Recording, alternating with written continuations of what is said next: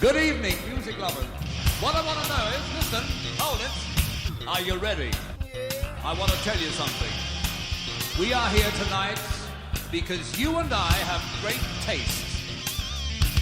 The next person we'd like to bring to your attention is probably the quietest man in rock and roll. Welcome to the Ear Mob Podcast, and I'm your host, Chaz Stumbo. On this episode, we feature my dear friend, Jeff Ocheltree, who happens to be a famous drum tech to the stars. You name it, he's worked with them. Billy Cobham, Steve Smith, Vinnie Colaiuta, and John Bonham for a short time. Those are only a few. So sit back, enjoy this episode, and let me know what you think.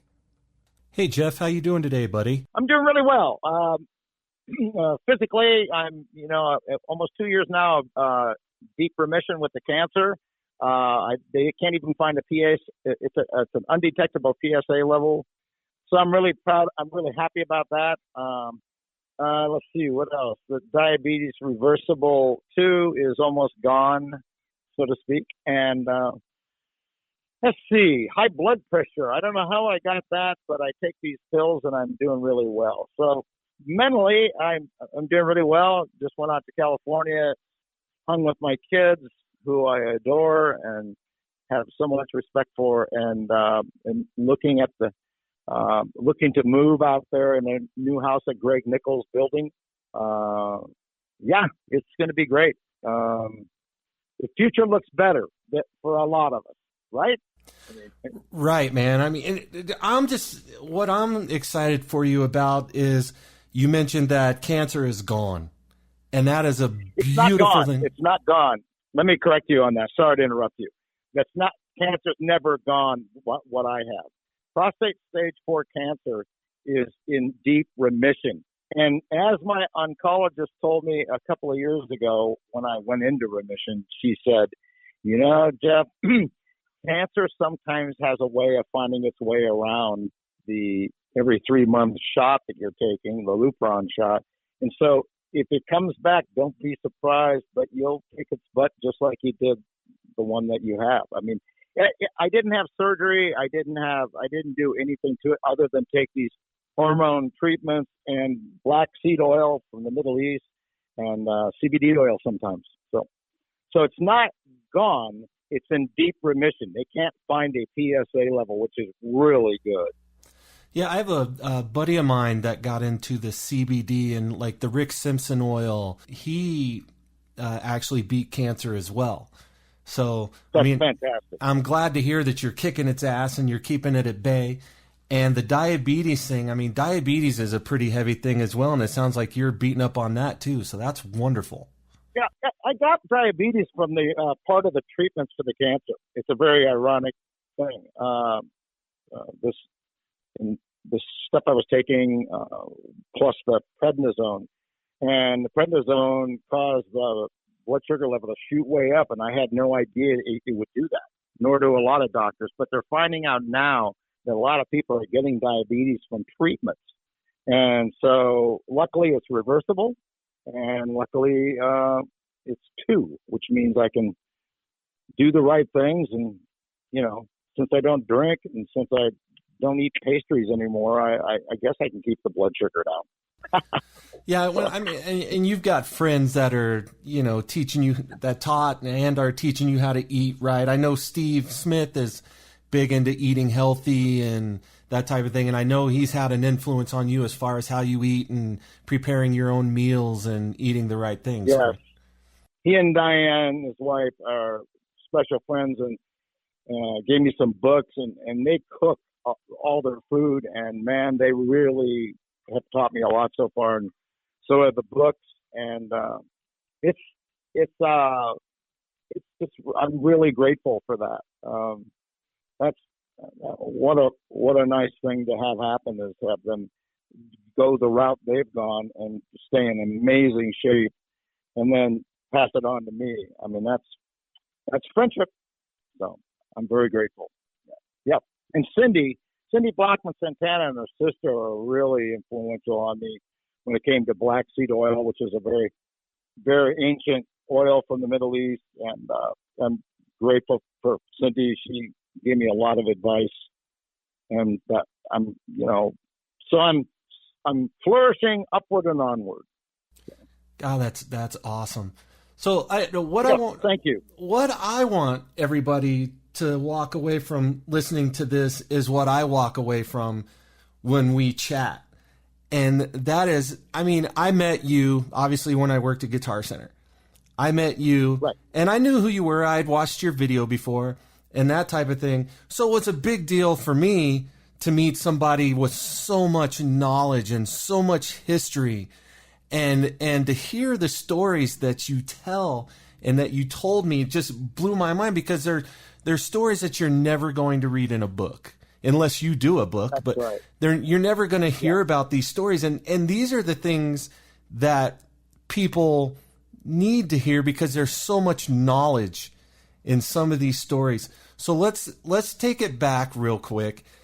If I'm wrong on this, forgive me. I'm not sure, but are you actually a player? Yes. What I was doing was playing in a band with a great amplifier maker, Alex Dumble. We became really good friends. We had a really cool band in Santa Cruz, and I would store my drums with my friends from the band Snail, one of the best bands I've ever worked with. And they're Santa Cruz guys, and they're amazing players, and they wrote great songs, and they covered a couple of great tunes as well. So they had a warehouse, and they put a lot of their gear in there, and that's also where they rehearsed. And they told me I could set my kit up and have it in there. And so one night, my brother and I went over there and found it burning down. And so the fireman wouldn't let me rush to the back of the building. In fact, he was very insulting. Oh, long-haired guy, what'd you do, set fire to this? What'd you say? What? I couldn't believe he said that. And I said, let me rush back there. I had a really beautiful Rogers kit and some beautiful Zildjian cymbals and beautiful sounding cymbals. And so he wouldn't let me, so I watched it burn down. And it took all my motivation and everything away for a few days. And so the band Snail said, listen, obviously you don't have the money to buy a new kit now, and we didn't have insurance. So why don't you go with us back east? We're going to do some touring. I said, okay. So that's what I did, and it got me out of my slump, and it made me realize, you know what, I don't know if I have what it takes to be a great drummer. I think I don't want to play drums anymore.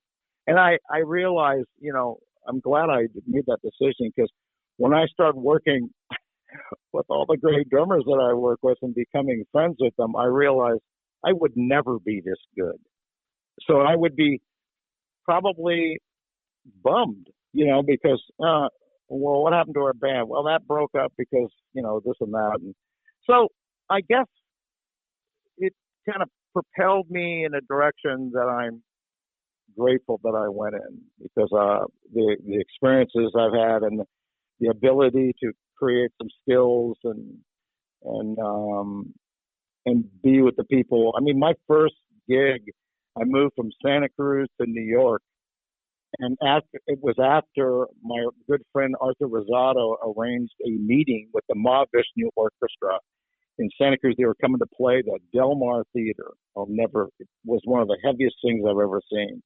And music, I mean, I've listened to a little bit of Mahavishnu, Intermounted Flame and all that, but I didn't really know how it was going to affect me. And so we met them, and luckily they loved Arthur Rosado because they treated us so good and offered us a job. We're going back.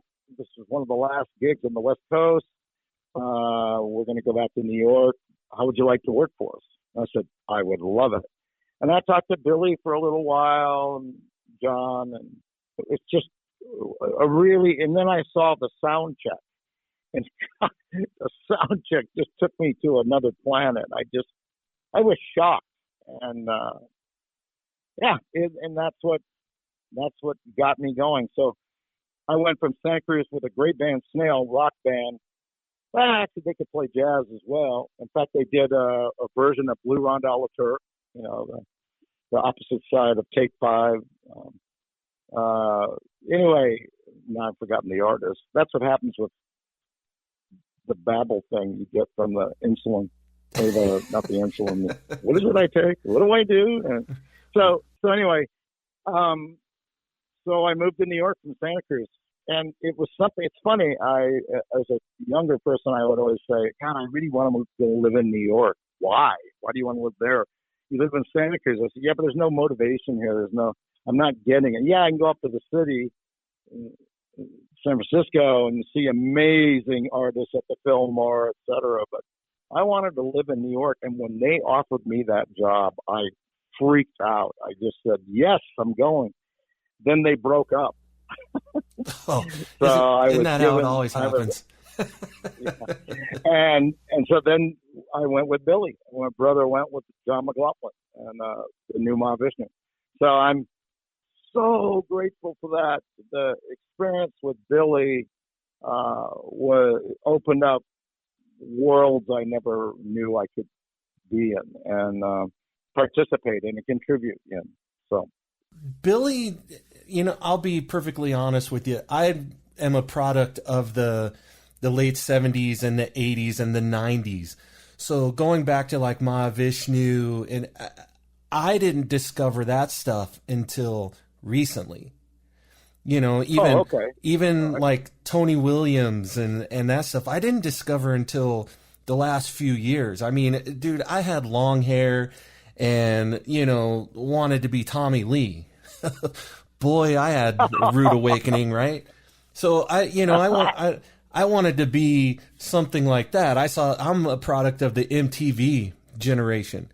So now, as I'm a little bit older, now I'm diving into all of this craziness like Mahavishnu and getting into like the Dixie Dregs with Rod Morgenstein and all of these crazy players that are out there now. I mean, obviously Steve Smith is the reason I started playing, but all of these other. I told him that when I brought him in. Oh man, that was a fantastic day. I owe you big on that one. That was awesome.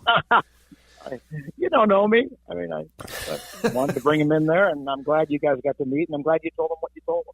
Oh, yeah. Well, hopefully, I mean, I'm sure he's heard that a million times. Let me tell everybody the story here real quick. So, Jeff, you had been coming into the store quite often because you were working with Cindy, and you would come in for parts and stuff, and we would just sit there and rap and shoot the shit. And you said, hey, Steve's coming to town. I'm going to bring him by. And I'm like, oh, that would be cool. Thinking to myself, I get it. If it doesn't happen, I'm not sweating anybody. I know how it is, And then I'm just sitting there at my desk and I see this gentleman walk in with the scarf around his neck and glasses on. I'm like, holy shit. Jeff came through. So you brought him in and I basically to fill everybody in on exactly what I told him was, hey man, I saw you play with Journey back in like 81 or 82. And at that point I had no, I was in love with music, but I had no inkling that I wanted to be a drummer or a musician or anything at that point. And I said, the only thing I remember from that show is the drum solo. I remember sitting there and then elbowing my mom who was standing next to me and going, I want to do that. I want to play drums. And, all right. And that's from very that, cool. Yeah. And from that point forward, that's all I cared about. My friends would be out in the street playing, touch football and wiffle ball and that type of thing. And I was in bashing away with the big stereo speakers behind my ears, destroying my hearing. I was in there bashing away to, whatever I could. If I heard a song and it had a really cool drum fill, I would practice to it and figure out the drum fill. And I can read music. That's very cool. Yeah, I can read music. I can't sight read it. I have to, figure my way through it. I used to be able to sight read, but that was years ago, when you're actively doing it. But, it just I used to just sit there and play for hours. So that's how I built this repertoire up of, all of these cool fills and stuff, because if I heard it and I loved it, I tried to figure out how to play it. So enough of me, the Steve Smith story. That's great. So you're back in New York and you're working with Billy.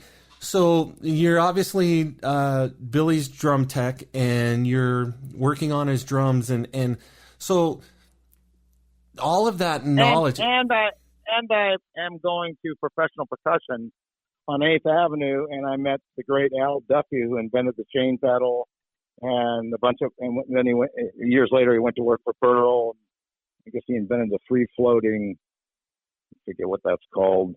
Sorry. Anyway, Al Duffy was this really good man, and really he was like a mentor. And he lived in Brooklyn, but he worked in Manhattan at this professional percussion, Frank Appolito, one of the coolest drum shops. And so I would hang out there a lot.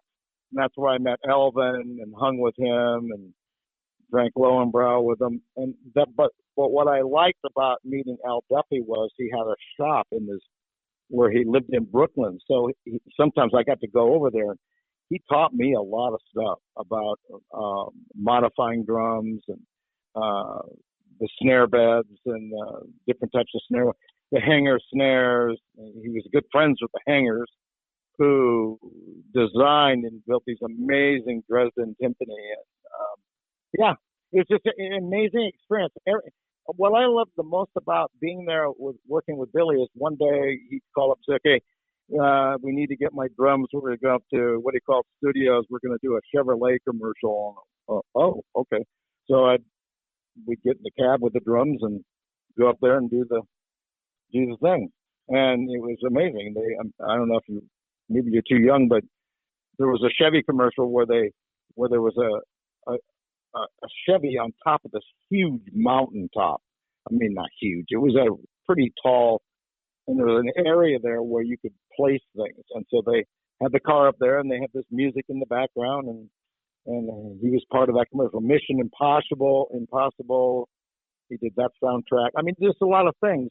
And I learned a lot from everything that he was doing. And it was just a beautiful experience and learning experience, and working on his records and touring all over the world. And it was just something that I guess I could say it opened up so many doors and so many windows, and I just am very grateful for that experience. And I got to work for Billy again a few years ago. It was like a 40th anniversary tour he was doing, and I got to go work for them for about 3 weeks. Oh, it was so cool. I loved it. And I got to find the pictures we took on that little thing we did.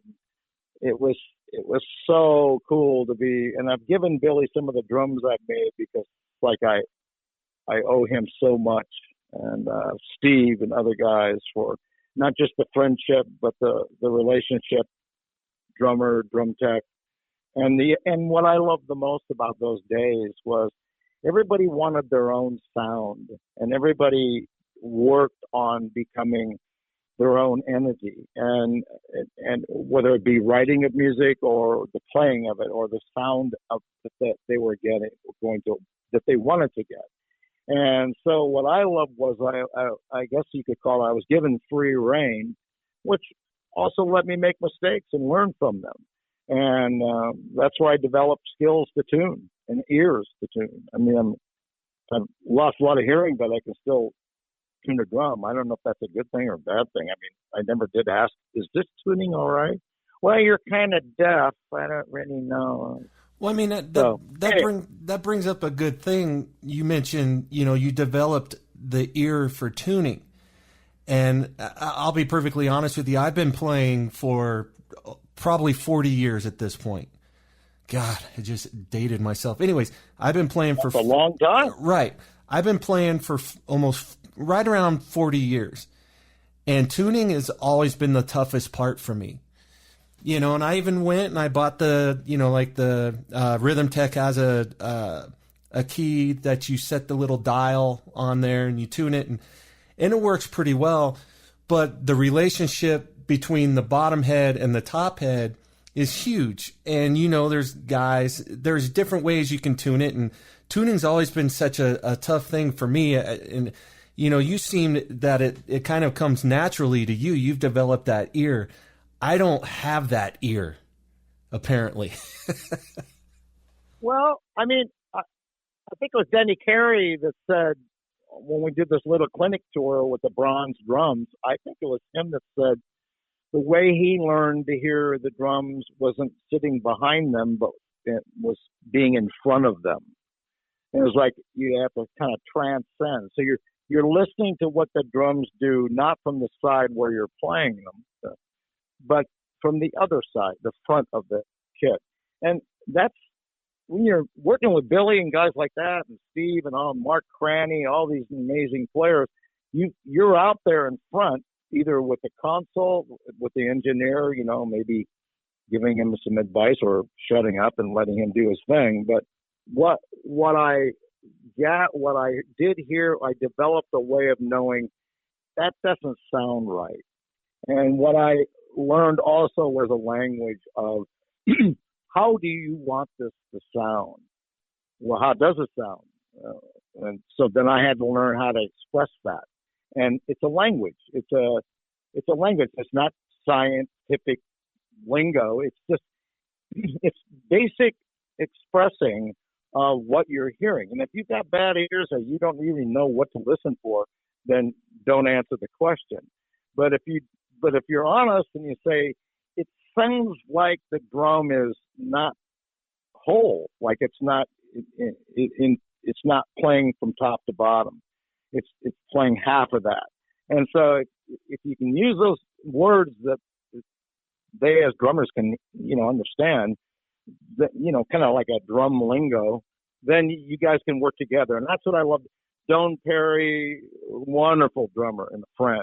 And if you haven't heard his work, you've got to hear it. He's an amazing player. But he had this 18-inch floor tom, and he kept saying, Jeff, I just can't get this to sound right. And I said, yeah, it's weird. It seems like there's equal tensioning, but that doesn't really matter. He said, what do you mean? He said, well, and I just took my drum key and I just loosened the tension on one of the rods the nearest him.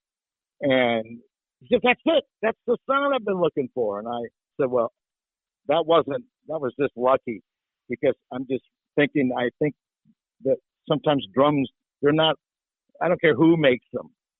Drums are not a perfect tunable thing. They have a lot to do with how they're played and how they're tuned. And the thing about other instruments is, as you know, there's scales, there's tuning, there's ways to make it accurate. You have to, and there's a way to get a drum to sound great that doesn't necessarily mean it's musically correct. And that's got a lot to do with who's playing it, how they're playing it, what kind of music it's in.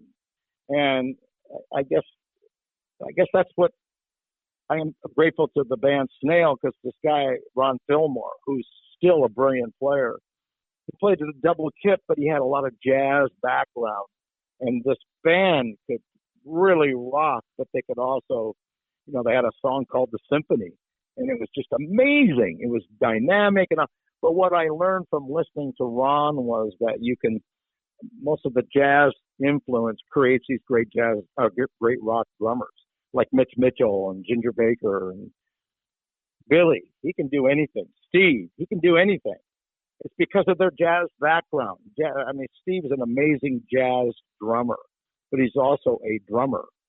Cindy, same way. Billy, just magnificent. Lenny White, Mark Cranny, these guys all have a jazz. When you went to a drum teacher, it's not like you say, okay, what do you want to learn? Well, I'd like to learn how to play rock and roll, like, what's his name? No, we're not doing that. Do you know anything about rudiments? Well, not really. Do you know anything about this? Do you know anything about that? How about time signatures? In other words, he's a real good teacher, taught you a lot of things that kind of were parallel to jazz playing. jazz listening. If that makes any sense. No, it does. Tell me if that makes sense or not. No, it absolutely does, because you got me thinking about when I first started playing. And I had this drum instructor, Pat Sherrard. He was a brilliant drummer. You know, this is back in the days of Vegas where there were actual musicians playing at all the shows, you know. Oh, right. So all those guys were playing Sinatra albums and right. And all those cats that were recording live at the Sands and all right. that. Engelbert, Tom Jones, you know, the Rat Pack. Sammy Davis Jr.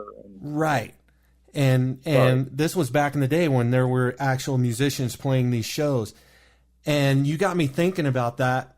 And it actually dawned on me just now that I just all of a sudden came up with this whole thing of regret, in the sense that I didn't know who I had sitting there who was frustrated as hell because I was not practicing what he was laying in front of me.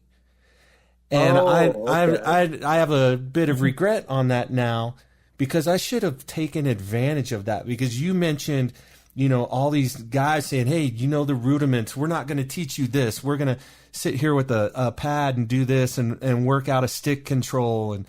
And I mean, he did that. He taught me how to read music, and he taught me, you know, the 5-stroke, the 7-stroke, the 9-stroke roll, and the paradiddle and all that stuff. But as a kid, I was dumb, man. I wasn't interested in that stuff. I wanted to be on MTV. So now looking back, I have all of those chops and all of that stuff, like the jazz stuff. I had no idea about any of that. And, now I'm going through this thing of learning about that stuff and wanting to kind of dive into that a little bit. And I'm sitting here staring at my hands going, they don't work that way. My brain wants to do it, but my hands don't want to do it. So now I'm diving into all of that stuff.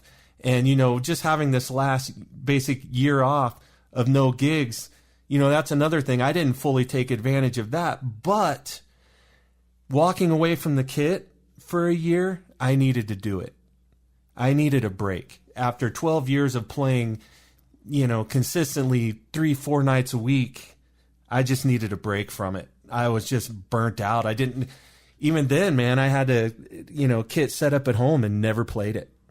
Just never touched it. It was, wow. But it became work. There was no fun. I mean, don't get me wrong. I love the guys I play with. I miss them dearly. And, you know, we had a lot of fun, but actually the art of sitting down behind the kit just for fun, you know, and just for the pure enjoyment of hearing the drums and playing the drums hadn't been there for quite some time. So now, you know, that's coming back. And, you know, now I want to be able to sit down behind the kit for a while with no agenda. I don't want to have to learn a song. I don't want to have to go, I have a gig next week, I better practice. No, I just want to be able to walk into this room, you know, put on my headphones, sit down behind the kit and just play. And just sit there and whatever, you know. Do you think that's right?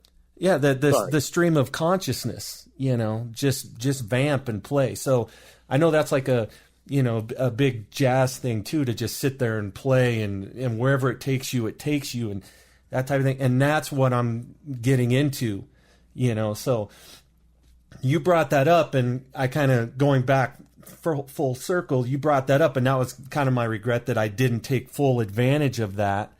And hearing you tell these stories, I'm like, oh, I should have taken advantage of what I had in front of me. Yeah, but sometimes we're not.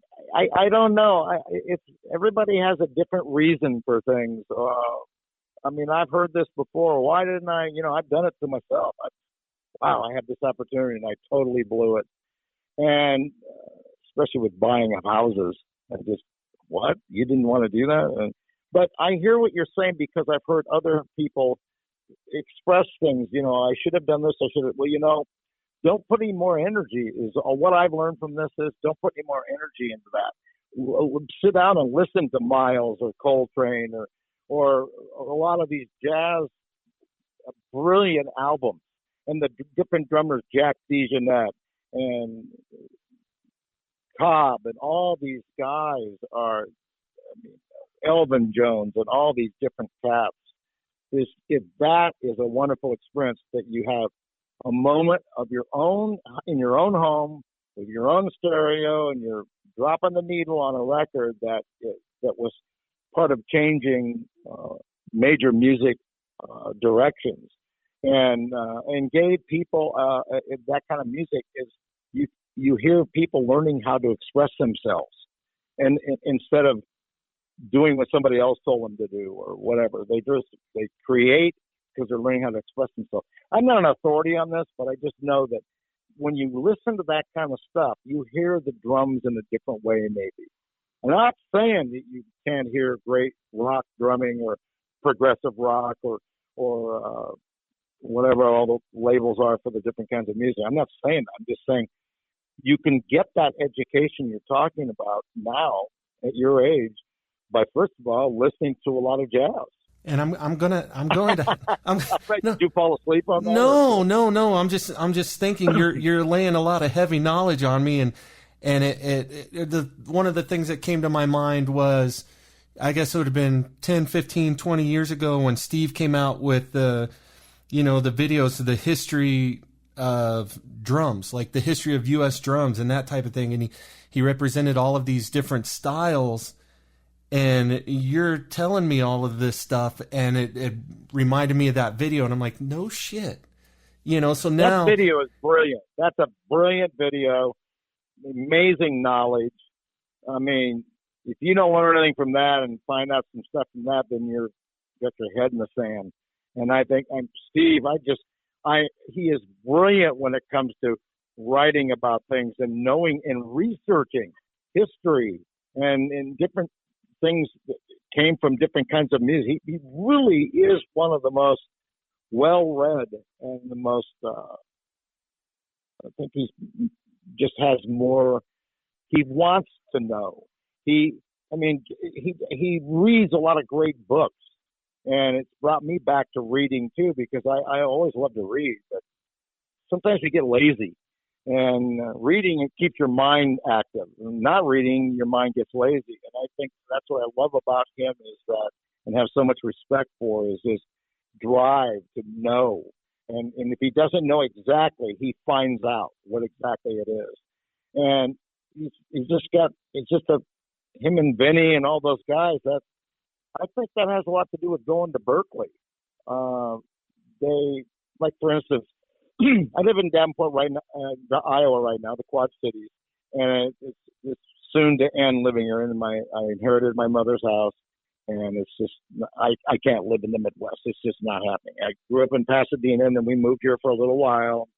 It's just not happening. But what I love is Louis Belson grew up here, developed a double bass drum. There's a huge amount of music history here.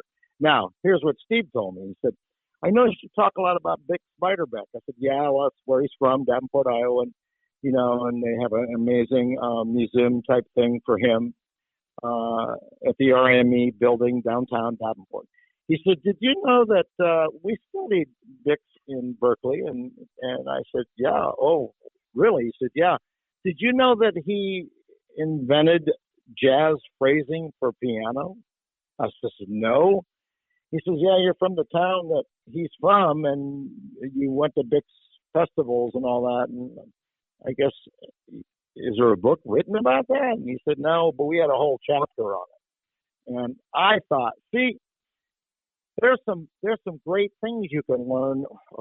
You don't have to go there. Maybe they learn that at North Texas State. I don't know. But I just thought that was cool, because what that made me do is maybe want to know more about Bix. I thought I knew enough, and I didn't know crap. And so that I think people in a roundabout way or directly, it can influence you to want to learn more. Because I think it's at our age, I'm 75 in a month, and let me tell you something, that's a big deal for me. That's only 5 away from 80. First of all, I never thought I'd be this old, so I didn't give a crap. But I really do now, and I think what I'm learning right now by not touring, which I never want to do again, even if I was physically able, I I just grew so tired of it. And I'm glad, because what it made me do is it made me pay attention to other things like read more books. And so I don't think it's too late as we get older to really dive into things that we didn't make any effort to learn when we were younger. I don't think you're too old to get that stuff, especially as a drummer. Yeah, I think I've exhausted myself on that subject. Maybe I haven't to other people, but I have for myself. So, sure. When I was younger, I did read a lot. And that's another thing that once, God invented the internet, God invented the internet, I stopped reading so much because it was all right here in front of me on a little screen. So, the downside to that is you've heard the thing, oh, it's on the internet, it must be true. So you get a lot of false information, but you also now have access to all of these videos. You've got YouTube and even Facebook, and Steve Smith constantly puts stuff up, like, hey, I'm working on this. Here's something in, 3/4. Here's this, here's that type of thing. And you just watch it and you can see, he lives in a beautiful setting. I think you said he's back in New York, maybe? Yes, they have this wonderful place in, is it Lake Albin? Oh, no, I forgot that. It's up by Cooperstown, New York, upstate. And it's beautiful home on the lake. And they just love it there. And why wouldn't they? And they listen to music. And he has a room above the garage that he practices. And that's one thing I have to admire about him. That guy is constantly working on the craft of drumming. And I don't know too many people like him. And I really admire that. It's taught me a lot about hard work. People have a kind of their own perception of what hard work is when it comes to art of drumming or whatever. But yeah, I think the internet is, if I just want to say one thing about the internet, I think there's a lot of pluses with the internet, a lot of knowledge out there, but there's also a lot of bullshit. There's a lot of people that hide behind the damn internet and they say things they shouldn't say. And, in the old days, if you got a beef with somebody, you go out behind the gym or wherever and you work it out, or you don't, and then you smack him or he smacks you. So you work it out, you try to use words, and if you get the fight, well, the next day it's over with. You don't carry it around and you don't spout it off to people, and you don't brag, and you don't do that. And you don't call somebody names and defame their character or who they are. I mean, if you really know somebody, why would you get on the internet and say bad things about them? If you really know somebody, you're going to go to them and you're going to say, I'd like to talk to you about this. This bothers me. And you get it worked out. It's the people that are chicken chips and they hide behind the internet and they shoot the mouths off. There's a lot of that. But enough about that. I have to go back to what you're saying. There's all this info available. Steve and all these different guys are showing some things. And I'm not talking about the overdoing with the John Bonham stuff. There's enough about him. But I'm not putting him down because he was brilliant, self-taught, brilliant guy who figured out drum parts to music that in a band that there'll never be anything like that. Nobody else will ever come up with, stuff like he did. But I think there's way too much attention to that sometimes. What about all these other guys? There's brilliant guys out there. Yes, he's very unique for sure. There'll never be anybody like him. Even if you're related to him, you're not going to be like him. So. Oh, nothing. Oh, there's that insulin talking again. Yeah. Doggone that babble. That I know. What is that medicine you take? Yeah, that's one of those side effects in the small print at the bottom that they rattle off, 50 times faster than the rest of the commercial. May cause this, right? So yeah. May cause a heart attack. May cause urinating on yourself. Oh, Yeah. my God, you may lose your concentration and drive into a brick wall. Yes, that's a pretty good thing that you just brought up, because the market in any world, any instrument building, car manufacturing, piano making, it doesn't matter. Food, medicine, especially medicine's the worst there is, because they say all these crazy things, but then they have all these things at the bottom, like you're saying. If you actually read that, why would you take that drug? Why would you believe a doctor? Why would a doctor recommend that if it has all these negative side effects for some people? You may have constant diarrhea for 21 years, but you'll get rid of your cancer. Well, What? The thing is, it's like, hey, I want to clear up my skin, but I'm going to totally destroy my liver and kidneys in the process. Oh, God. Oh, that's horrible. Right? Oh, that's diabolical. Diabolical. I mean, the listing of these side effects are crazy. Yes, So, yes. But, I mean, with you, I'm glad you're healthy, and, I mean, you're strong as an ox. I mean, you're 75 and you're still out there, and you're mowing the lawn, and you're getting your mom's house ready to sell, and you're doing all these things, and God bless you for deciding that, hey, I don't want to go back out on the road anymore. That's brutal. That's I want to spend time with my family, and I want to enjoy those things that I missed out on. And let me add something. When they tell you it's time for you to retire, they really mean that. You're never going to get a gig. If you want to go back on the road again at age 73, 4 or 5, and you already know you have cancer, well, why would anybody? There's a liability there. That would be the wrong thing.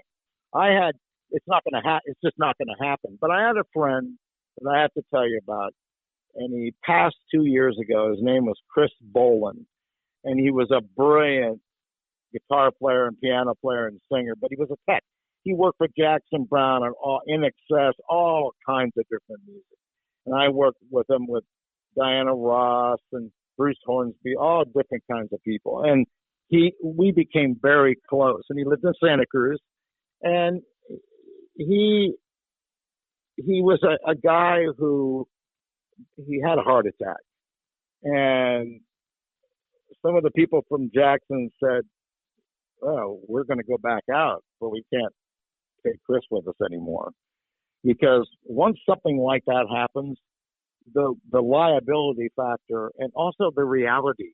If you have a heart attack or you have things happen to you, it's time for you to take a look at doing something different, because the road is not a good place to heal when you have all these things. And it's a good thing. There's a lot of positives about the road, but being your own doctor for a second, I didn't even feel going to Europe twice, and 3 years ago going to Europe twice with Santana. And the second time I went, I said, you know what? I don't ever want to fly again, long distance. I don't ever want to sit in the bus. I don't ever want to go to another hotel. And we stayed through my life career, I've stayed in some beautiful hotels, and my favorite place in Montreux, Switzerland, and I've been very lucky. But I never want to do that again. And I said that to myself under my breath. And when I got home, I had serious issues. I said, something's really wrong with me. I started feeling it on the road. So why would I want to go back out on the road if the doctor says, well, you can do that because you're in remission, but forget what the doctor says. It's the people that you want to get hired by. Santana told me, you got to be kidding me. Why would we want you back? You've got to work on your own healing and your own change of course of life, and kind of reinventing. For some people, it's really hard because they don't have anything else. Luckily I have drum making, drum designing. I have other things I can do, or just figure out some new things. And especially if you're an artist. If you're an artist, I know have you ever heard of Johnny Douglas? Yes. I mean, I know I'm getting off track here, but I got to tell you about him. Chris Boland, by the way, brilliant guy. And the last time I saw Chris was in Santa Cruz. We were having coffee, and he said, I don't know if I can keep living in Santa Cruz. It costs too much money, and I can't do the jobs I used to do for a lot of money. And once you leave Santa Cruz, you can never get back in. Well, it's true. Most of California, once you leave, hard to get back in there. And so we were talking, and I could just see it in his eyes. He having that heart attack. It took a lot out of him as far as his motivation. He worked he worked in stores fixing things. He could fix really complex problems with keyboards and all that and the amplifiers. But it just became too much for him. It costs a lot of money to have that kind of work, unless you have your own shop and you have the capital. So I just say this, that you reach a point, no matter what age you are, if it's like you were talking about, it's no fun. You need to take a break. When things aren't fun, that you have a lot of passion for and a lot of motivation to do well in. Like that was my whole thing, and like most people, they don't want to just be another something. They want to be really good at it. And I was talking to my kids about this. I said, how do you become a legend or noted for your work? And I said, you just work really hard to get good at it. And most of the time you'll be noticed. And I think that's what I learned from my whole experience. Yes, I stopped playing drums, but I was happy. I wasn't happy playing drums, even though I was in a good band. There wasn't that drive there. I lacked that motivation like all those other guys. So for me, when the band tells you it's a liability, it's a legal thing. Besides that, why would you want to do that? And I said, I didn't wait for them to tell me that.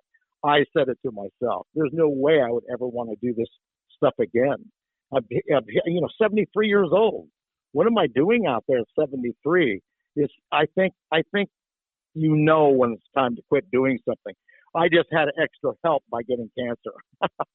That made it a little bit more easy.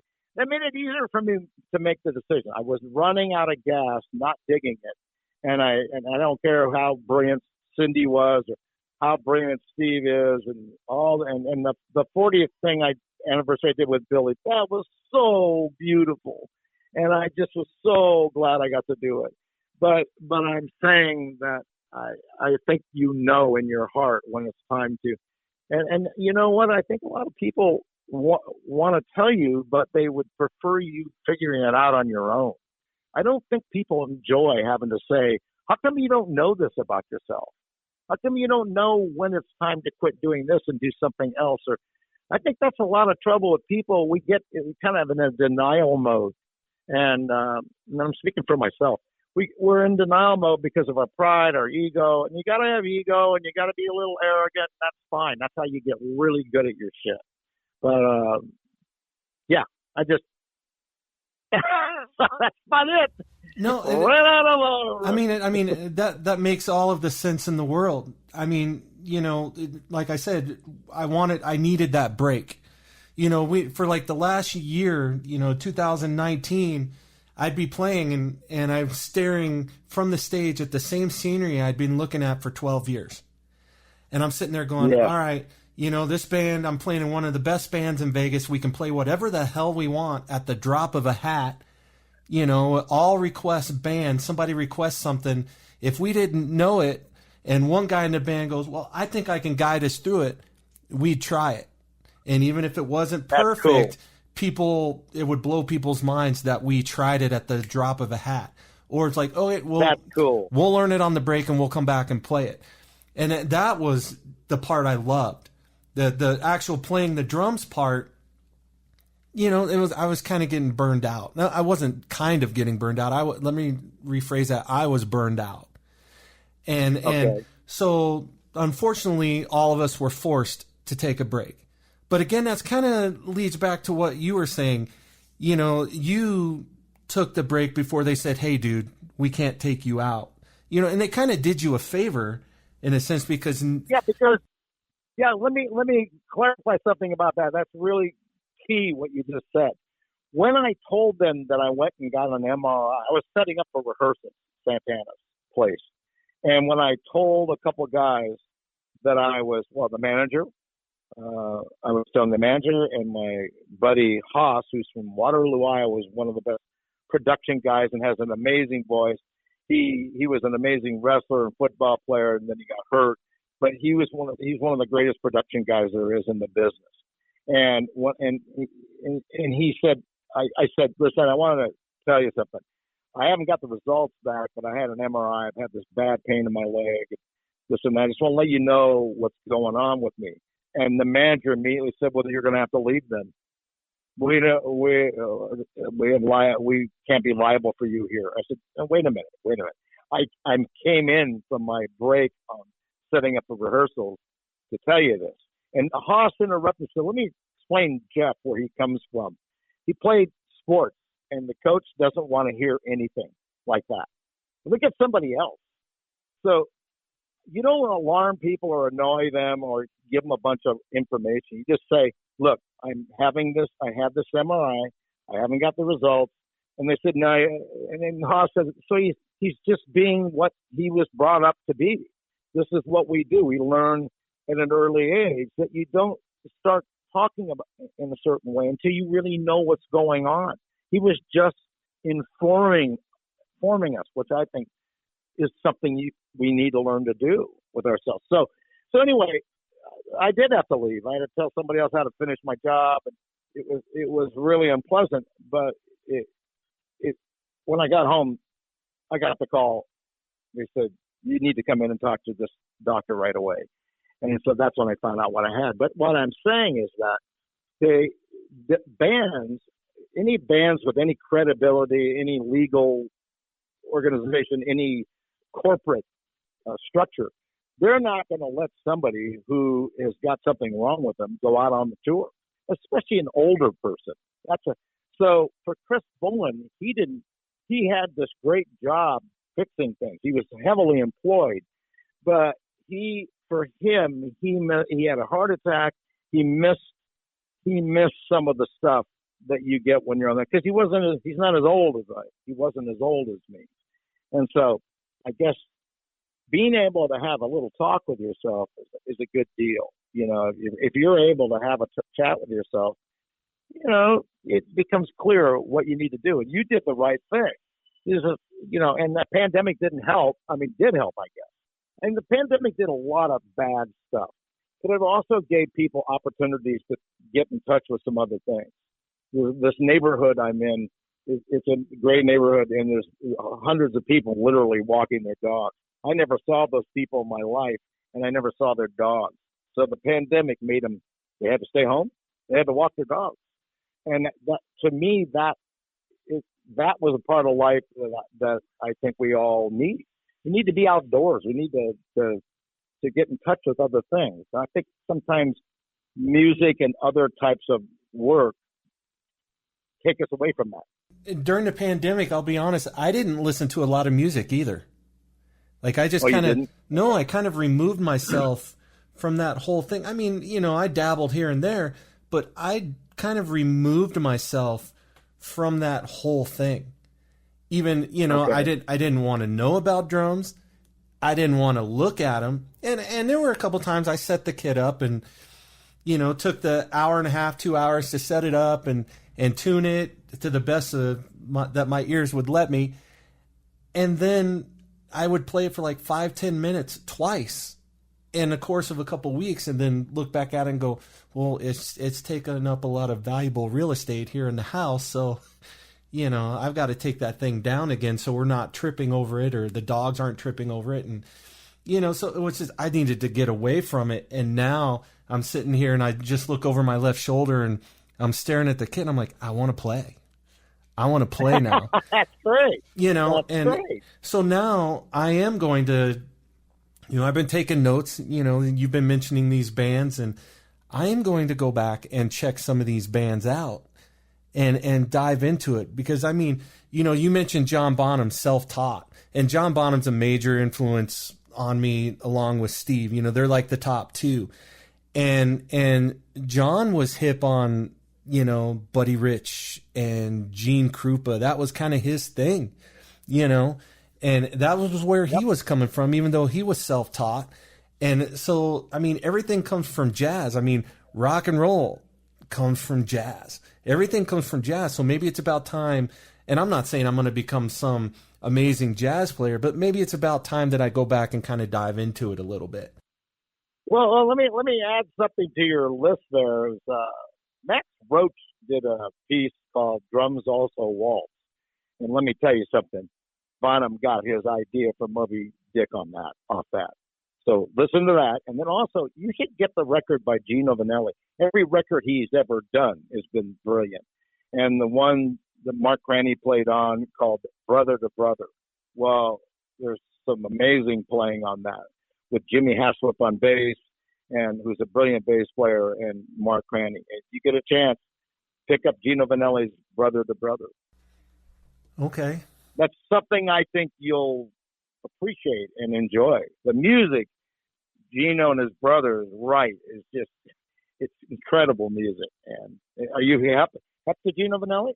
I know of. Am I hip to anything he's done? There might be one song that I've like, oh, that's him? No kidding. You know, I might be hip to maybe one song, but as far as a body of work or ever listening to it, no, I'm not. Yeah. Well, you got it. In my opinion, I feel that's a major thing. And Jean-Luc Ponty, Mark Craney played on a Jean-Luc Ponty album that's brilliant, but so did Steve. Steve, Enigmatic Ocean, and there's just some brilliant albums with Jean-Luc Ponty. And Steve's playing and Mark Craney's playing is just absolutely gorgeous. So, yeah. Let's see what else. While I'm being allowed to speak about these things, I'll stop now. I don't. You can say whatever you want. Well, I just want to okay. Well, I just think that those are albums that are a benchmark, in my opinion. Fusion. I think fusion's one of the greatest parts of music that ever came along. I mean, the Tony Williams Lifetime albums. I mean, Chick Corea, Lenny White solo albums. I got to work on one of them in particular that I just really am proud to be a part of. And he's just such a great drummer. And there's all these guys out there. Mike Clark. I mean, come on. Mike Clark is, you're hip to him, right? I've heard of him, yes. Yeah. So there's stuff that he's done. Herbie Hancock, Headhunters. Yeah. Anyway, so I think the one thing about the pandemic that I found interesting was the amount of people that got on the internet regarding music and saying, you know, this is one of my favorite albums, and so played on it, and then there'll be a little excerpt, you know, a little part of it, and you know, wow, that guy played on that, and you know, I thought I knew all these people, and no, wait a minute, this guy played on that, you know. So the pandemic is a horrible time for most people, especially in the music business and other businesses like that. But also there were some good things that came from it. Yeah. That in the course of a week, I literally watched about $60,000 go away. In the course of a week, I'm like, ooh, this is going to be interesting. Yeah, and I mean, that was, you know, obviously an average for the rest of the year. And I'm sitting here going, that's a lot of money. Yeah, wow. You know, and then it was like, all right, well, now I have time to do the things that I wanted to do before, but couldn't do because I always needed to be somewhere to play a gig. So right. It brought my wife and I closer because we started taking these little day trips. We would just drive for a couple. Let's go west for a couple hours and see what's there.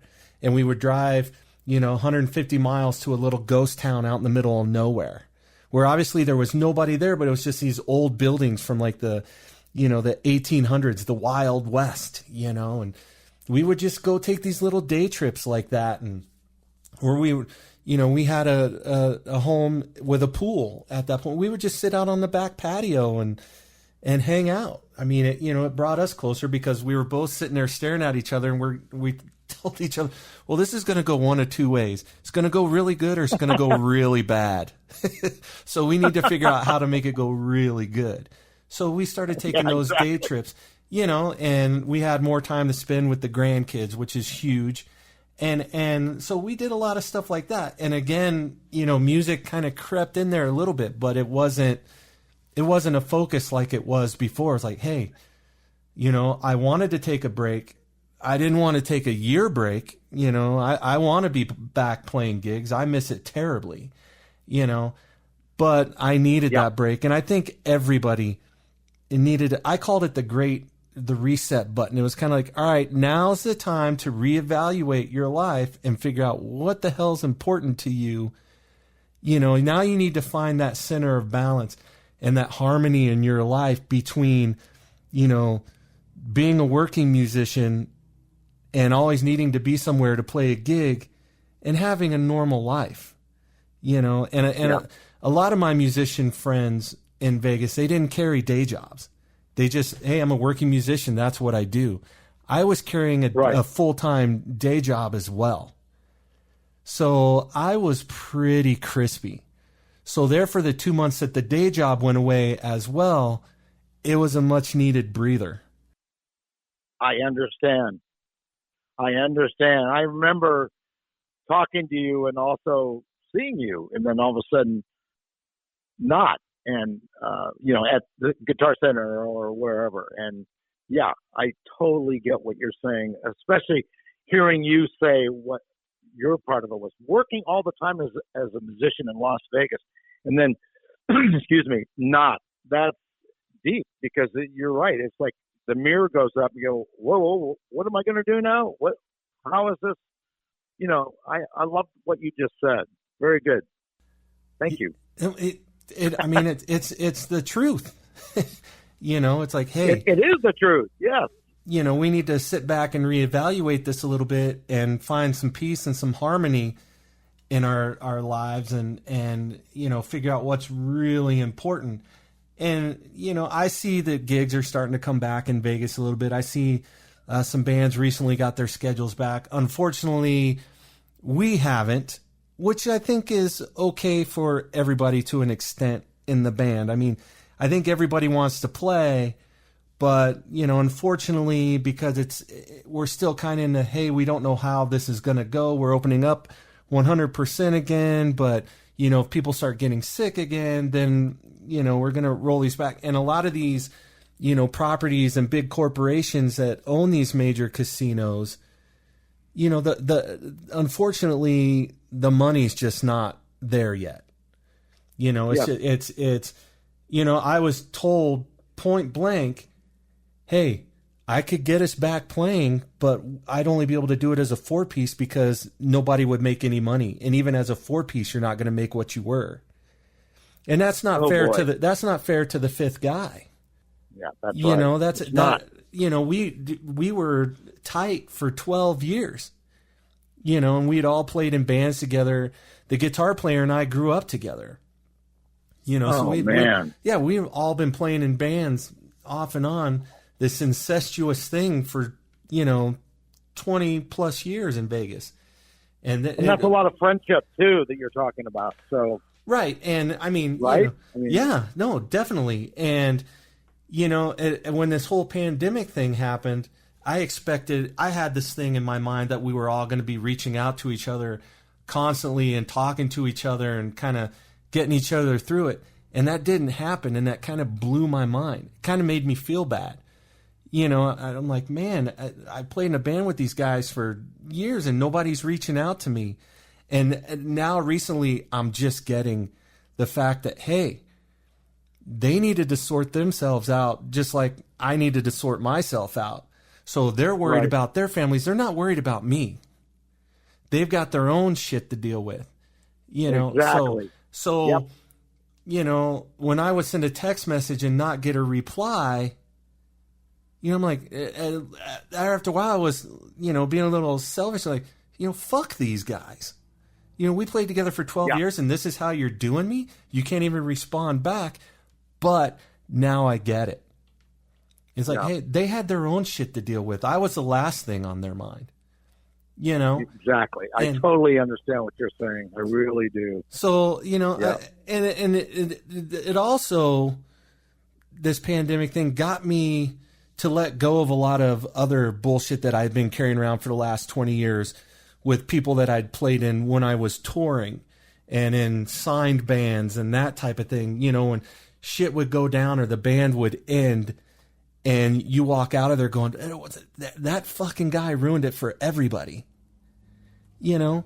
And then over the last year and a half, I started thinking about that going, I'm not carrying that around anymore. He's not. They're not. Whoever that person may be, you know, they're not carrying it around anymore. Or maybe they are and they realize it and they're, you know, that they have regrets over it and they're sorry. I reached out to everybody and said, hey, dude, I'm not carrying that shit around anymore. We're friends. We're brothers. We went through some shit together. We had some experiences together. You know, a lot of it good, some not so great. But you know what? Dude, we're always going to be friends. And let's just continue to be friends. That's wonderful that you're able to do that, Chaz. Sorry to interrupt you. No. That's wonderful you're able to do that. You know, and just not going to carry it around anymore, you know? So it was kind of a healing thing for me, too. And then, you know, other people that I expressed that to that we were in the same bands with, I'm like, man, you know, just let that guy alone. You know, he knows what he did. Just don't worry about it. Are you going to carry that around for the rest of your life? And some people just, you know, they see it a little bit different than me and aren't able to do that. And I get that too. You know, for me, it's just like, I'm not carrying it around anymore. You know, so the pandemic did throw a whooping on all of us, but it, you know, it's kind of a perspective thing. Either, you know, grab it by the horns and try something different. Turn it around. And turn it around. Yeah, you're right. Absolutely. I totally agree with you. It's a turning around, letting go, moving forward instead of and evolving instead of staying in the same place and being bitter or upset. Because it's easy to do. Why is this happening? You know, why, you know, yeah, very much so. Cool. You know, the one thing, too, that I realized was, you know, all of the times that I, you know, would go to the guy running the band and bitch about one of the other guys. Like, man, you got to help me with this guy. He's driving me absolutely fucking nuts. You know, this he's doing, and I can't work like this. It also made me realize that I was being an asshole, too. You know, I was making it difficult for people, too. And, you know, you got that saying, you don't know what you have until it's gone. That's absolutely true.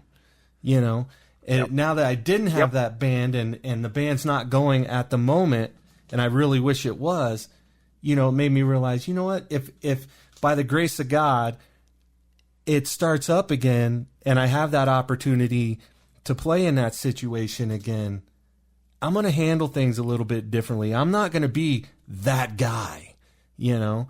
I'm going to handle things a little bit differently. I'm going to go to the other person and say, hey, man, I'm feeling a little bit of this. How can we fix this? Rather than, that, you know. Transparency, you're right. Yeah. And, right? Yeah. Transparency. And I'm not going to sweat the little things, you know. Yeah. Because the little things can start tearing down your perspective on positive things. And, yeah, it's interesting how that works. And it's subtle. Like, man, we got an attitude here. Well, how did I get that? You know, what's with this guy? He's giving me this shit. It's his problem. Well, wait a minute now. maybe not, you know. And, you know, we all have bad days, you know, and that's the thing that a lot of people don't take into consideration. Myself, too. You know, you're out somewhere and somebody gives you a dirty look or somebody does something that you perceive to be shitty. And, you know, you're like, man, that person, you know, why'd that person just cut me off to do that? And, you know, you lay on the horn or you go faster and ride their ass when you're driving down the street. And then my wife will look at me and go, what are you doing? You're just as bad as that person. And then it's like, oh, you're right. I'm not going to sweat Yeah, that anymore. putting that energy. Right. Yeah. Right. So you can either take in the positive energy and be enjoyable to be around, or you can take in that bad energy and be just as bad and grumpy as that other person. Right. Absolutely. Yep. Also, for me, I'm sorry. No, go ahead. Please, go ahead. I was just going to say another thing that's always been a big part of my life since my children were born. It's just added so much dimension, and I didn't say dementia, I said dimension. So, well, maybe it was dementia. I don't even remember what it was. Well, don't throw that out in the universe. Do not throw that out in the universe. Please don't. Yeah, please don't. Anyway, I'm so grateful for my children. I learn from them, and they learn from me, and they say so. And I think the even though I had to cancel flights out to California twice, and I really missed the hell out of them. But we talked on the phone a lot, and we always have. We've always connected in one way or another every day.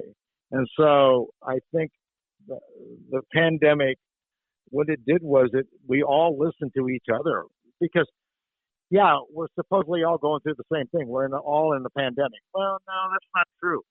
One person's dealing with something that I'm not dealing with because of the pandemic. So I think what it did was it opened up our ears to listen to other people and what they're dealing with. Because I remember telling myself once when I was listening to this guy, and he just, and this is happening, and in my family, and, this is one of the words, I have to do this and I have to do that. And I'm thinking, I got cancer, and I'm dealing with this house that's not working out. And I caught myself doing that. And I said, wait a minute, this guy needs to say all this stuff. It's not whining. It's like he's got a lot to unload on, and I need to be his buddy and listen. So I immediately, when I became aware I started to do that, I'm not ever going to do that again. And so we were in this pandemic, and still are, so to speak, even though we say things are opening up. Hey, this has not ended. It's not. The other day, I saw a doctor. His interview said, well, just because you get vaccinated doesn't mean that you can't give somebody the COVID. I'm thinking, what the hell does that mean? So I think what it did was it gave us reason to put more energy into listening to one another. I mean, I saw a story the other day where there was a guy that got his second dose, like his second shot, and then 2 weeks later he died from COVID. Oh man! What about the golfer yesterday? The golfer yesterday. He tested negative several weeks ago, and yesterday he's in the lead at the U.S. Open, or whatever, not the U.S. Open. It's a major golf game going on, and he's like at the top. And as he approached the next hole to tee off to finish, listen, we have some bad news for you. You're going to have to drop out right now. You have COVID. Because he gets tested before the thing starts. And then all of a sudden you need to tell this guy right now. So they shut the game down, the match down. This is on television. This is a major thing. Some of the top announcers are covering it, and they're having to tell us what happened. It was deep. This guy gets tested all the time. He lives well, and he's a great golfer, and he's young, and his wife and children are at home, and he gets told this. And pretty much he was in the lead the whole way. Excuse me. And he gets told this. That's pretty deep. It's not over with. It's not. We're not in the clear yet, like everybody thinks.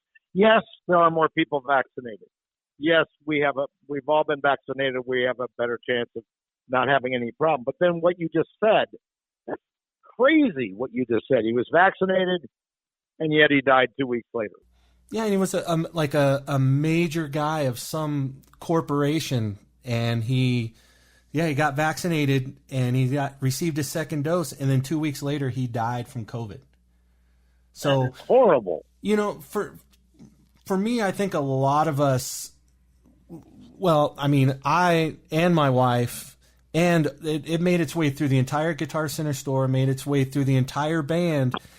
I think we all had it before they knew what it was.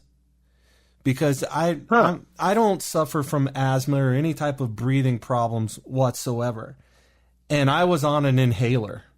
I mean, I remember going to Mandalay Bay to set up my drum kit to play a gig and having to stop and breathe and relax and go, oh my goodness, why am I having a hard time breathing? And going to the doctor gives me a steroid inhaler and says, here, this is, to prevent you from getting the flu. He's like, you've just got some virus. He's like, I don't know what it is. You've got something going on. Let's just do the antibiotics and, we'll treat it with this inhaler. And I remember going back a month later going, man, I can't shake this thing. And this was like January and February. So it was right before the whole thing blew wide open. That's right. That's right. Wow. All of us were sick. Every person in the band got sick. Every single person in Guitar Center in the store got sick. We were all, but no, this is before anybody knew what it was. Oh, that's amazing. I did not know that. Well, yeah, I kind of knew something about you. Yeah, but that's horrible. Right. And it's really horrible. Again, I was never diagnosed with COVID. I don't think anybody was diagnosed with COVID because this is before anybody knew what it was. So it's just a speculation. It might not even have been that. But I mean, we were playing corporate gigs, in front of a couple thousand people. We were doing our thing and nobody was none the wiser. I mean, so it's very possible that we all had it. Again, that's just speculation. There's never any proof of that whatsoever. But, we were all sick. My dad was sick, mom's sick, wife's sick, I'm sick, guys in the band, guys at work, that type of thing. And this was, end of December, January, that type of thing, before they said, oh, we've got this thing coming out of China that's beating everybody up. So now you can't go to work, you can't go play gigs, you can't leave your house. I'm sitting here going, I can't leave my house? All right, well, everybody's freaking out, so I better go to the grocery store. And when I go to the grocery store and a guy walks by me with a cart full of canned peas, I'm looking at that guy going, you're going to eat all those peas. You're an idiot. What are you doing? You couldn't figure out another vegetable to get? I guess not. I mean, yeah. Well, I just thought what crazy was the toilet paper thing. Oh, right. That didn't make any sense to me at all. You mean now you're going to buy toilet paper? What have you been using at your house? Right. I've got a tree out in the front yard. I'm pretty sure. Why would you run out of toilet paper? I don't get that. Why would you run out? I mean, I went to a market. It was a very nice market. And I don't buy toilet paper there. I go to Costco or something like that. But what I mean is I went to this market and they have really good places in the market, really nice stuff, good produce and all that. And the shelves that have all the disinfectants, and this is way before it got bad, all the disinfectants were gone, all the stuff you wash things with, all the toilet paper, all the paper towels, it was all gone. A whole row of stuff was. So I asked the people at the store, why the hell have you not restocked the shelves? We don't have anything to restock them with. I said, good luck then. And when I got home, I said, this doesn't make any sense. What are you saying that all of a sudden people now are using more toilet paper? It made no sense to me. Why would you not reorder in order to always have enough on your shelves? Why did the pandemic make people buy 3 or 4 times? Well, because you can't go back to the store because you'll infect somebody or you'll get infected, and this is before the mask thing and all that. So it brought out a lot of brilliant ideas and also brought out a lot of stupidity. Well, what we were doing... I'm probably going to get shot for saying that. No.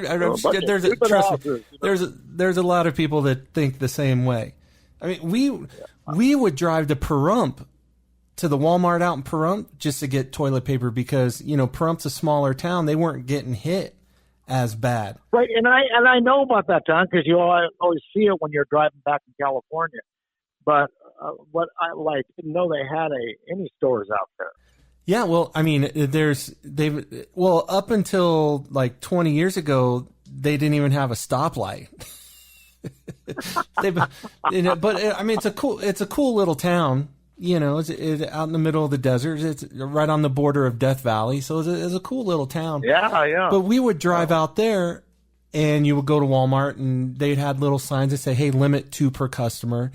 So we would go there, and we would get our toilet paper and our paper towels and our hand sanitizer and that type of thing. And you know, it's like 60 miles outside of Vegas, so it's like an hour drive, no big deal. And that's how we survived. We didn't go crazy and ever stockpile on anything.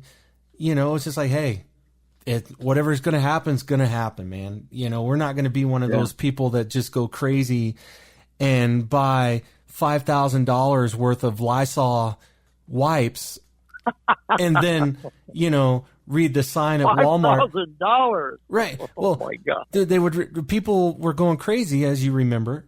And then, you know, I thought the greatest thing was you'd start to see these signs at like Walmart and Target and said, no returns on hand sanitizer, toilet paper, or paper towels. And all these people that had went out and spent all this money were stuck with it. You know, when they realized that they didn't need all of that, you know, because a few weeks later, 3 weeks, a month later, everything started to gradually get restocked. All these people were sitting on thousands and thousands of dollars of these supplies, and they couldn't get their money back for them.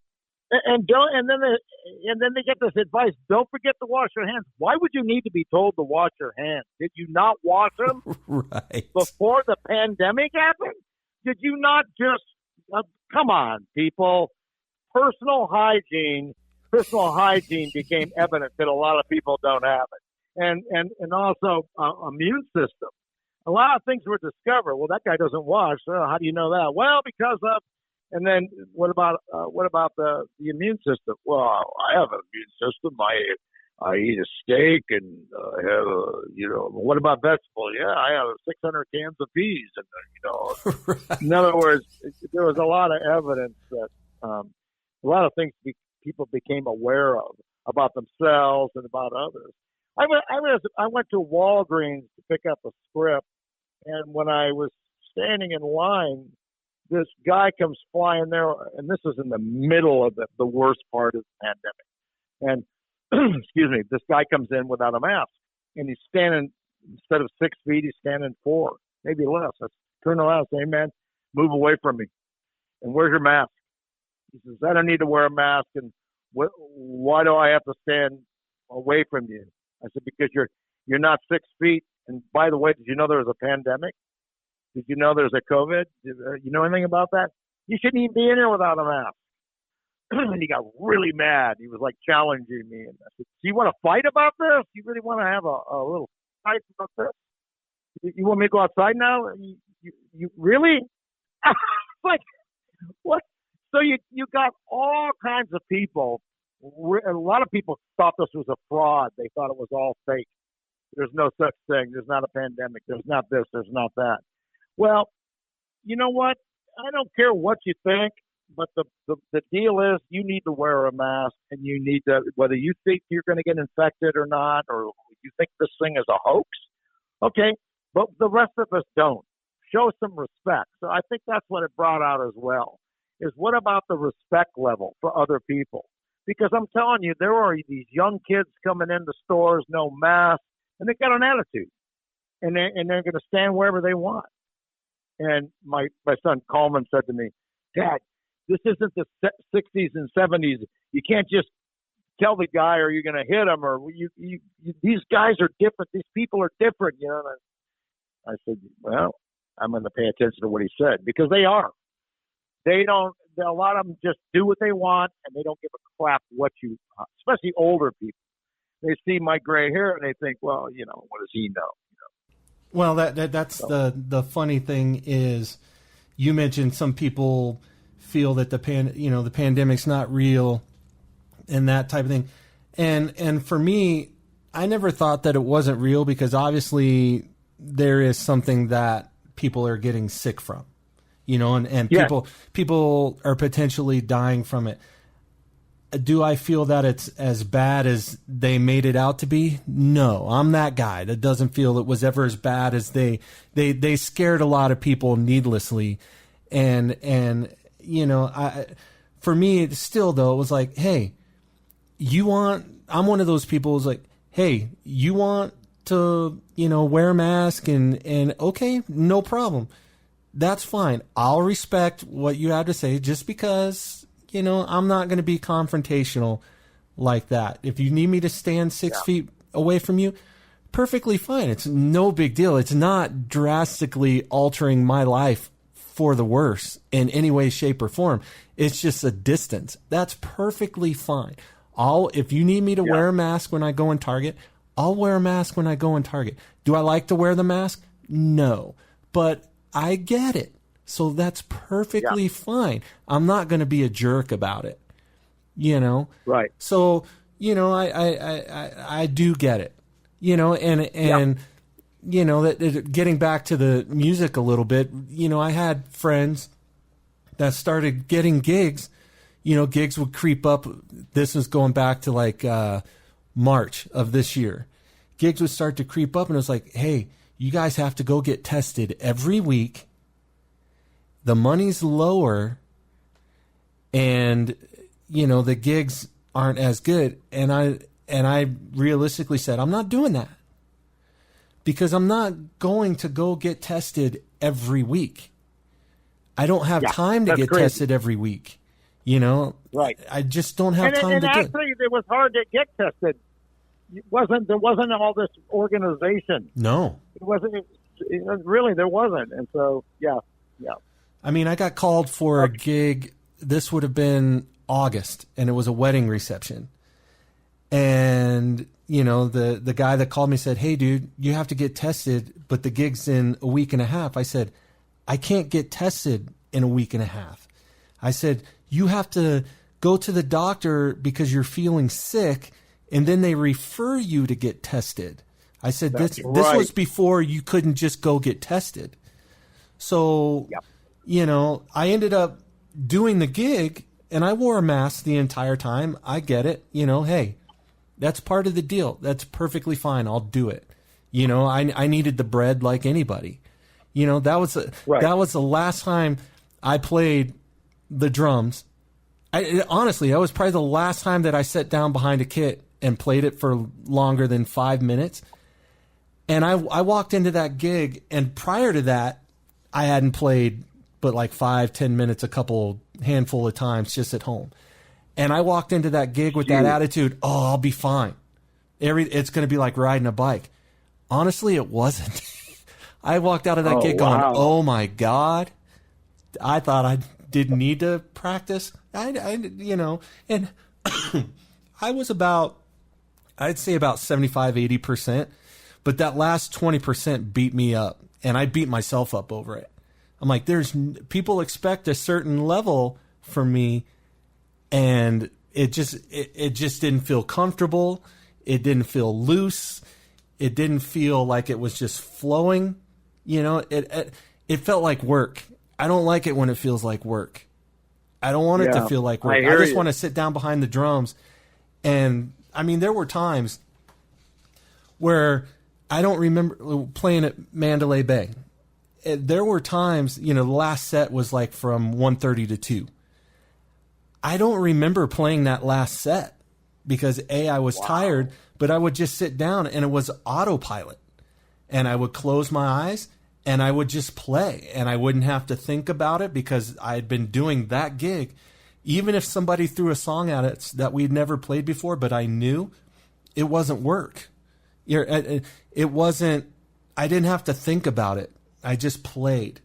And that's a good place to be. But then the other flip side to that was like just the overall gig in general was work. So maybe I misrepresented it a little bit, but there's two halves to that, where one half is you're so comfortable in the gig that nothing on the gig phases you as far as playing the drums. I'm just playing, and I'm doing what I'm doing, and I know what I'm doing. I'm not thinking about it. It's just happening, you know, and I'm thinking about they had TVs in the lounge, and I'm watching the TV, and if it was something that I had seen before, I'm hearing the dialogue in my head as I'm playing the drums, right? Because I'm just watching the TV and playing, and I was able to split that in half and do that because I was so comfortable playing. But then just like I said earlier, the overall thing was a job. It had become a job. It was just such a drag going, oh man, I got somewhere to be. And I know that I sound like a whiny bitch talking about it that way. But, like I know I sound ungrateful, and I'm definitely not, but I'm being real. It got to that point, and now that I don't have that, there's so many things that I would change myself going back into it. If that opportunity comes again, there's so many things that I'm going to be the guy that everybody's like, damn, that guy really wants to be here. We need to be more like that guy. He's positive. He really wants to be here. He's not tired. He's not complaining about anything, and I'm going to be that guy. So I owe the pandemic for that. The pandemic owes me a lot more, but I owe the pandemic for that. I owe the fact that I was able to reevaluate that. And I mean, when you were touring in the 70s and stuff like that, you didn't worry about stuff like that. It was just like, hey, I'm out here with Billy, or and I'm just going to tour, and I'm going to have a good time. And my job is to take care of Billy and make sure that those drums sound amazing. And when they sound amazing, Billy's happy, which makes me happy, and which makes other people happy. And obviously that attitude and your skill set from learning all of those things, which I don't think a lot of guys these days have the opportunity to learn that knowledge from people that you had learning from, and so it's a fine art form and a profession that a lot of people don't have an insight on, or insight into how it works. And, it's a damn shame. I mean, that, a lot of guys just, I'm going to hire my best buddy to be my drum tech. Well, you get what you pay for then, because your best buddy's, if he's not a drummer, he might learn some skills, but he's not going to know and not be as passionate about it as you are. And you had that passion and still do. So, and you worked with Billy. How did you meet Steve, and how did you start working with Steve Smith? Oh, I met Steve Smith when he was going to Berkeley, and he and Benny would come watch me set up Billy and work on Billy's drums, and they would ask really cool questions, and then I found out that they go to Berkeley, and I think one time, I can't remember, I guess I never got to hear them till later on when they were all, playing with people. But I could tell these guys are not. I mean, they're going to Berkeley, and they're coming down to a place called Paul's Mall, which is no longer there in Boston. And I could just tell these guys are kind of unique. They're not the typical audience type person. They ask really interesting questions, and they're And then I finally realized, and my brother actually was Steve Smith's first drum tech, and was Jean-Luc Ponty, and my brother would, told Steve, "Oh, you know who my brother is?" And then Steve says, "Jeff Ocheltree, yeah. What's he doing?" And then that's how we met at Paul's Mall several times, and then later on, when he was with Jean-Luc Ponty, I actually hung out with him quite a bit. And I remember doing the Tonight Show, but Johnny Carson had a sub that night. I forget who the sub was. And, so that's how we met. And Benny, I actually did some work with Benny in L.A. He's an amazing character as well. So, that's how I met when they were going to Berkeley. Yeah, I've known them a long time. On my DVD, I think we say that. A couple of years ago, Steve Perry put out a solo record, and Vinny plays. Vinny plays on the record. And there's what album is that? I'm sorry. It's Steve Perry put out a solo record. It's called Traces, and Vinny plays on 95% of Steve Perry's album. Vinny played on Steve Perry's record. Yes. Oh, I did not know that. And because he came out, was that 2 years ago? He came out with that. Yeah, like two or 3 years ago, I think. Yeah, because I remember seeing him interviewed on 60 Minutes. Right. And he was talking about never going to go back to Journey, no. And but yeah. I remember him talking about doing the record. I have not heard the record. How is it? You know, if you walk into it expecting it to be his first solo record or a Journey record, you're going to be gravely disappointed. The only thing that I can say about it, and I mean, obviously, I think Steve Perry is one of the greatest singers of all time.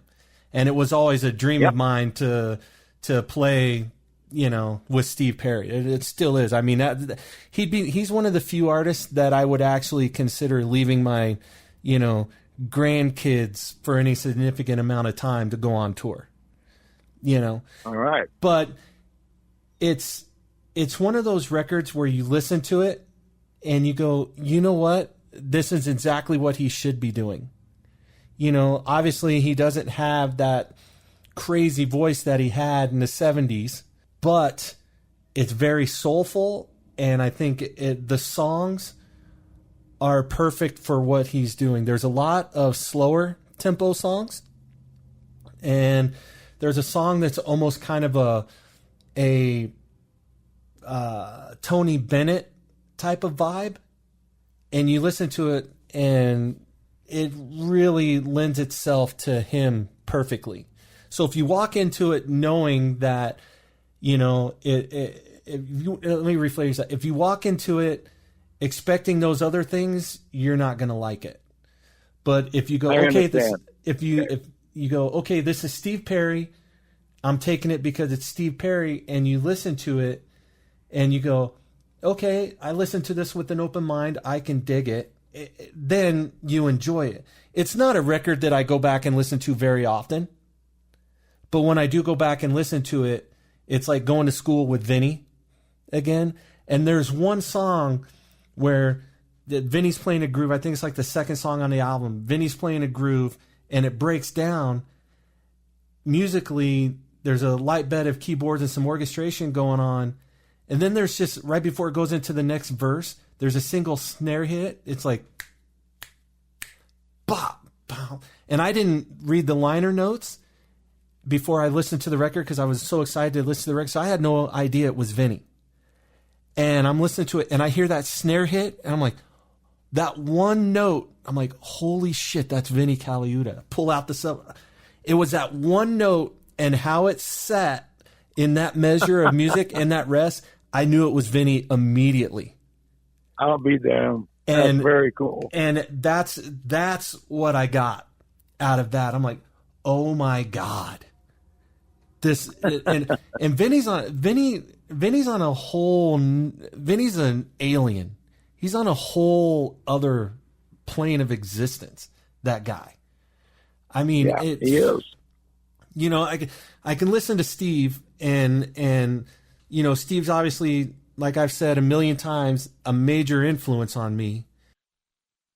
If Steve had if Journey had put out an album where they all had individual little icons like Zeppelin did, I'd probably have Steve's on my other arm.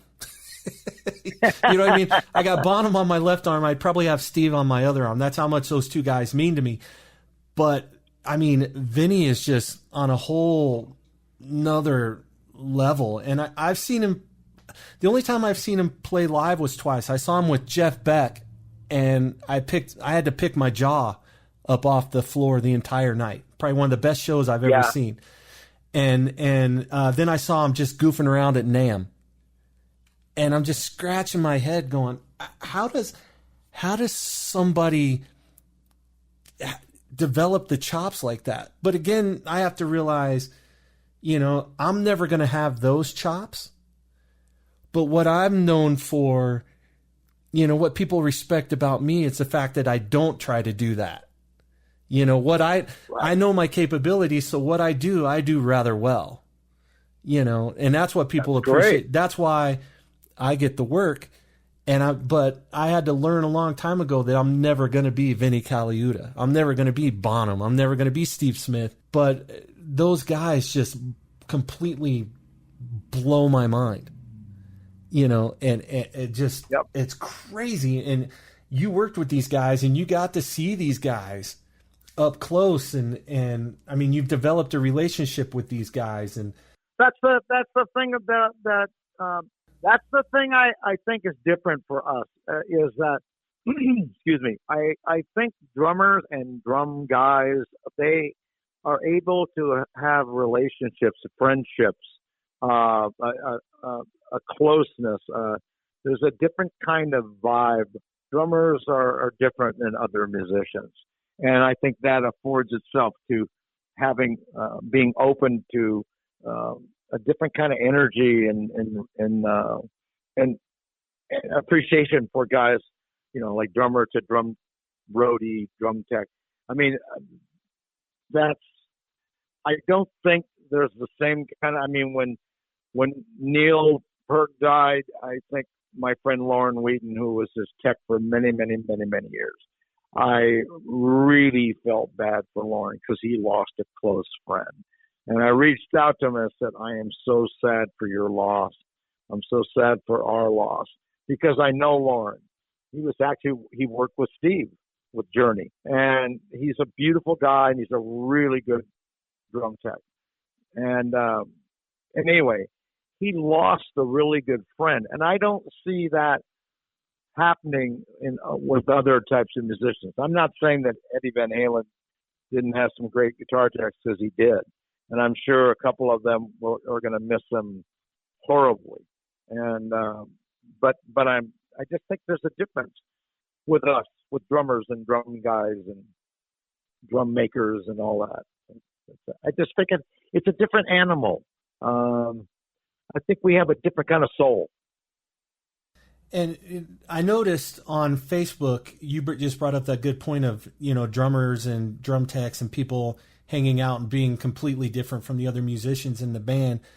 There's a group in Vegas, and they try to have a meetup like once a month where it's just local drummers in Vegas, like working musicians in Vegas. And these guys, I know a lot of them, obviously, but they get like 30 or 40 of these drummers, these guys, meeting up in a restaurant just for lunch. And that's amazing. Cool. And I never went, and now that I'm not in Vegas proper, I want to go. I want to feel that camaraderie again. I want that. Those were the things I took for granted. And now I want that again. So I think they're having one on the 16th. I'm going to see if I can make that one. I'm going to hobble my ass in there to that lunch. I hope you do. So, with your crutch and everything. Right. Right. Against the doctor's best wishes. Yeah. Against doctor's orders. To be here with it. Yeah, I'm going to crutch my ass in there and do that. So, Jeff, I'm pretty amazed here. I'm sitting here stunned because we were to talk about stories and things, which we did, but we got into something that this is like just everybody should know. This is like a phone call that we have. This is our phone calls that we have. Yeah. We just call and, as friends and shoot the shit and make sure that everybody's okay. And we reach out to each other, and I text you, hey dude, how you feeling? How's everything? How's your day? And which I really appreciate a lot. Dude, you got to understand something that, I met you a couple years ago and we hit it off. I love you, dude. I think you're a great dude. You're funny and you're ornery, and I can tell you don't take shit. I can tell you don't take shit from anybody, which I appreciate beyond measure. And you just can't do that. You can't take shit from anybody. No, especially their dog shit. Yeah, especially when you're the guy behind you that is only standing 4 feet from you. That guy really was making some mistakes. By the way, I forgot to say the end of that story. I said, you need to move back. You know what he did? He ran out of Walgreens. Nice. He didn't. Yeah, good. I'm glad he ran out. I don't have to go chase him now and do anything. Right. And you're not a small guy. I mean, you're healthy, you're fit, but you're still scrappy. I wouldn't mess with you. You know. Oh man. You're the guys that, thugs have to worry about. I mean, you've worked your ass off your entire life, and you've seen things and dealt with things that people can, other people would have no idea about. So I wouldn't mess with you. You're the guy, you're the guy we're supposed to respect. Like, I'm not messing with that guy. So, oh man, that's funny. Hey man, we actually went an hour and 45 minutes. That's the thing about drummers, man. We just keep on talking, right? And that's the thing about our conversations. He's like, "Oh, I got 15 minutes," and next thing you know, it's an hour, and we're standing at each other, going, "Dude, I've got to go." I would keep going, except my stomach says you gotta eat, dude. No, I know, and let's plan on part 2 soon. But let's do. I was going to say that. I didn't mean that. Well, no. Period. No, I like to continue, but yeah, because today we got into some stuff that I had no idea we were going to go there, but I love it, and it's perfect because it gives everybody, I want everybody to know Jeff.